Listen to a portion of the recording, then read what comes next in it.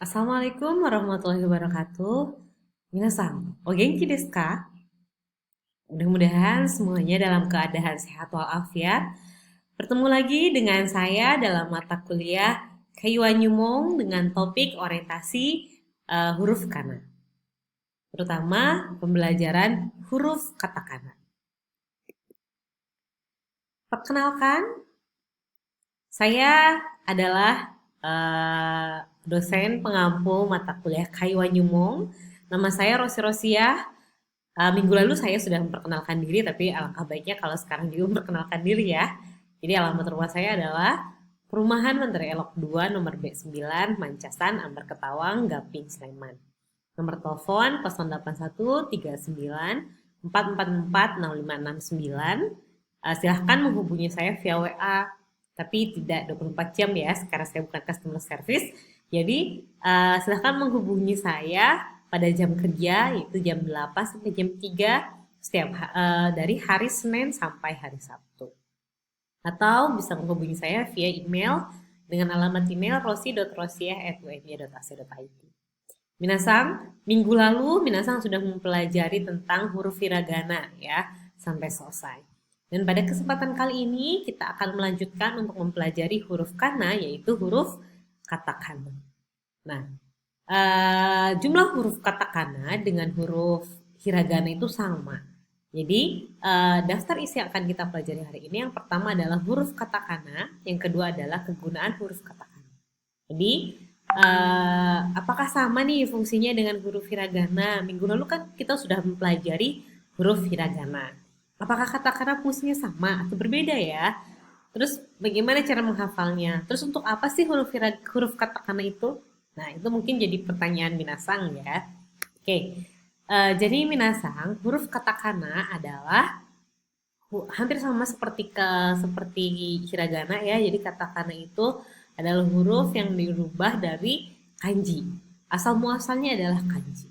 Tapi huruf katakana ini lebih identik dengan huruf laki-laki. Ya, karena kenapa disebut huruf laki-laki? Karena jenis tulisannya itu mereka itu tegas. Ada sudut-sudutnya, tegas, tidak seperti hiragana yang banyak meliuk-meliuk gitu ya. Tapi kalau katakana di sini adalah mereka jenis hurufnya itu sangat tegas. Mereka ada menyudutnya kelihatan sekali, sangat jelas sekali. Kemudian, apa sih kegunaan huruf katakana? Huruf berbeda dengan hiragana, huruf katakana itu biasanya digunakan untuk menuliskan kata-kata asing atau bahasa-bahasa serapan dari luar ya. Jadi katakana adalah huruf dalam bahasa Jepang yang juga digunakan dalam kehidupan sehari-hari selain kanji dan huruf hiragana. Jumlah hurufnya sama seperti hiragana, sebanyak 45 huruf. Bentuk-bentuk dari huruf-huruf katakana lebih tegas dibandingkan dengan hiragana. Huruf katakana digunakan untuk menuliskan kata-kata seperti nama tempat dan nama orang asing atau istilah-istilah lain dari bahasa asing. Seperti nama kita kalau ditulis dalam bahasa Jepang itu harus menggunakan huruf katakana. Kata-kata yang termasuk ke dalam onomatope. Jadi onomatope ini adalah kata-kata yang diambil dari bunyi atau suara tiruan benda hidup atau mati. Misalnya suara kokokan ayam ya. Kokokan ayam kalau dalam bahasa Indonesia apa?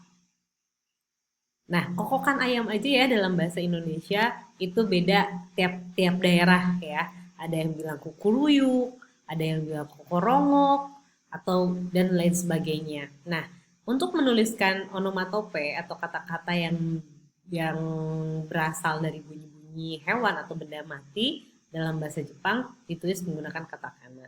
Tadi ya, bunyi ayam dalam bahasa Jepang itu disebut kokekoko. Nah, kata kokekoko itu harus ditulis dalam huruf katakana. Kemudian nama binatang dan tumbuh-tumbuhan. Ini maksudnya dalam menulis nama binatang dan tumbuh-tumbuhan ini ketika dituliskan dengan menggunakan huruf katakana, dia mempunyai makna penegasan yang lebih tegas gitu ya. Kemudian ada juga untuk menulis istilah-istilah khusus dari bidang keahlian tertentu, kemudian nama diri, tapi bukan nama diri asli orang Jepang ya, tapi nama-nama orang asing, kecuali orang Cina. Biasanya kalau orang Cina kan dia punya nama kanji sendiri ya, atau orang Korea biasanya dia sudah dituliskan dengan kanji. Ada yang dituliskan dengan kanji, itu ditulis dengan kanji. Tapi nama-nama asing seperti nama orang Indonesia, nama orang Malaysia, nama orang Inggris itu semuanya ditulis dalam menggunakan huruf katakana. Juga dapat digunakan sebagai penekanan pada sebuah kata atau bisa sebagai pengganti tanda seru.